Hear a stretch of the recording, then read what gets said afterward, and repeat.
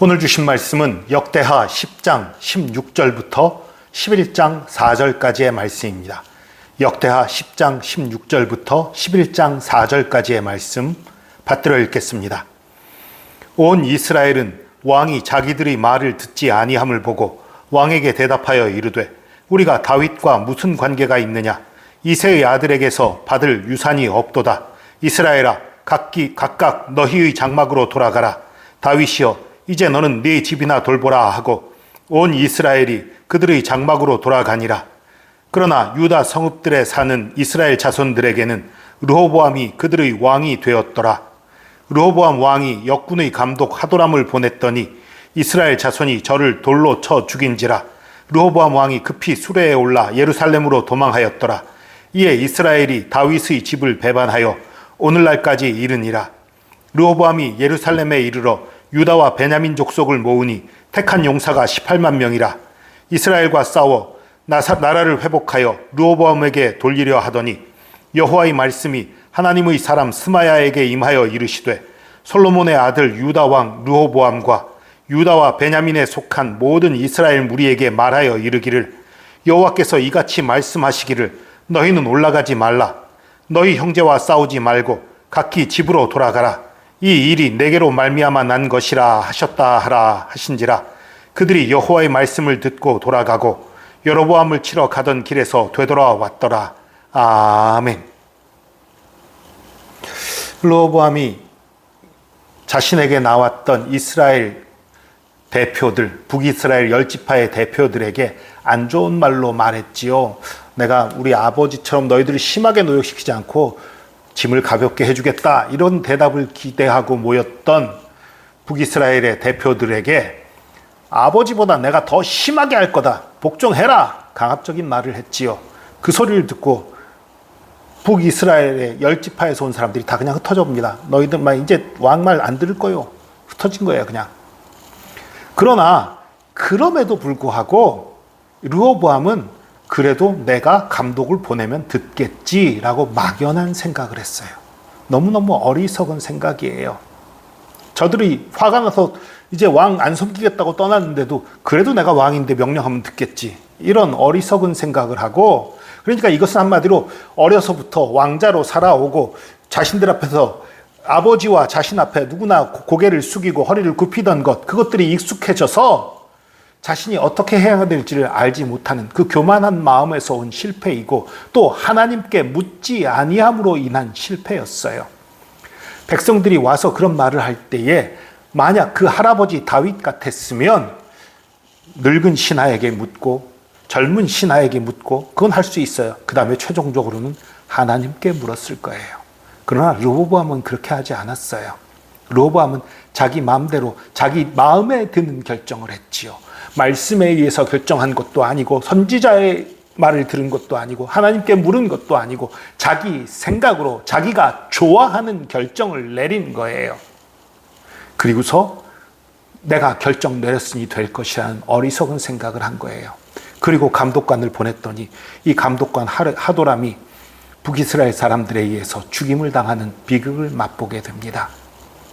그 일이 생기자 아차 싶었지요. 르호보암도 잘못하면 내가 보낸 사람을 죽였다는 건 나에 대한 반역이고 그렇다는 얘기는 결국은 나도 위험하겠구나 하고 급하게 도망을 칩니다. 세겜에서 급하게 도망쳐서 예루살렘으로 돌아와서 저들이 반역을 했으니 군대를 이끌고 가서 다시 정벌을 하리라 하고 군대를 모읍니다.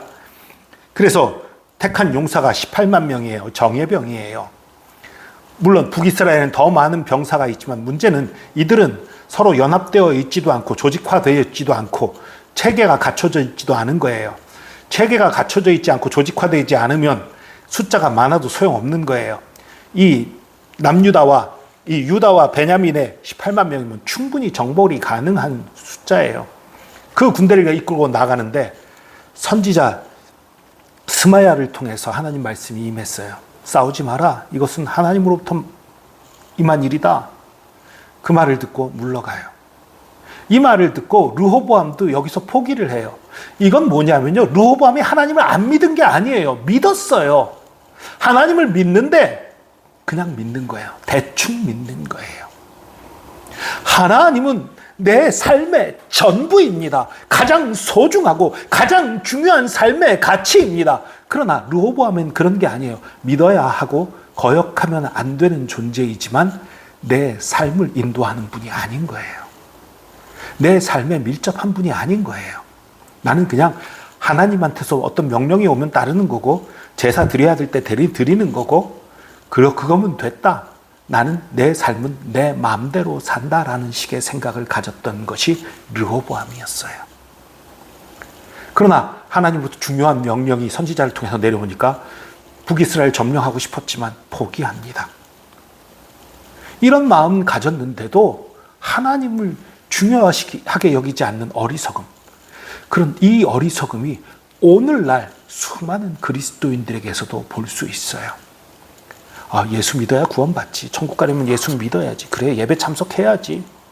그래, 11조도 하고 헌금도 드려야지. 거기까지 하는데 하나님, 내가 예배 드렸잖아요. 내가 때때로 그 시간을 정해놓고 그래도 기도하잖아요. 내가 그래도 헌금 드리잖아요. 그러면 내 삶은 내 맘대로 살게요. 특별히 죄만 안 지으면 되잖아요. 하나님이 싫어하는 나쁜 짓만 좀 안 하면 되잖아요. 그 나쁜 짓만 안 하고 나머지 삶은 내가 원하는 대로 내가 즐기면서 내 뜻대로 살게요. 많은 사람들이 이렇게 대충 하나님을 믿으려고 해요. 아니에요. 우리 하나님은 우리에게 말씀하십니다. 내 온 마음과 뜻을 다해서 하나님을 사랑하라고 말합니다. 마음과 뜻과 정성을 다해서 우리 하나님을 사랑하고 경외하라고 말합니다. 그것은 우리의 삶의 가장 중요한 기준이 하나님이어야 한다는 것이고 하나님 중심으로 생각하고 하나님 뜻에 맞게 순종하는 삶을 살아야 하고 내 뜻과 내 고집이 아니라 하나님이 기뻐하시는 삶을 살아야 한다는 것을 나타내는 거예요. 르호보암은 하나님이 기뻐하시는 삶이 아니라 내가 기뻐하는 삶, 최소한으로 하나님을 믿겠다는 생각을 했어요. 여러분, 최소한으로 하나님을 믿겠다는 생각은 사실 하나님 안 믿겠다는 것과 다를 바 없는 거예요. 결국 나중에 르호보암의 나라가 강해졌을 때에, 남유다가 강해졌을 때에 결국 르호보암은 하나님을 배신합니다. 왜냐하면 처음부터 하나님이 그 삶에 중요한 분이 아니었기 때문이지요. 여러분, 하나님 믿는데 대충은 없어요. 대충 믿는 건 안 믿는 것이나 다를 바 없습니다. 하나님 앞에 전심으로 나가는 저와 여러분 되시길 바랍니다. 전심으로 하나님을 사랑하고 전심으로 충성하고 순종하는 저와 여러분 되기를 축복합니다. 기도하겠습니다. 주님, 우리의 마음과 생각이 주님 앞에 진정으로 충성하기 원합니다.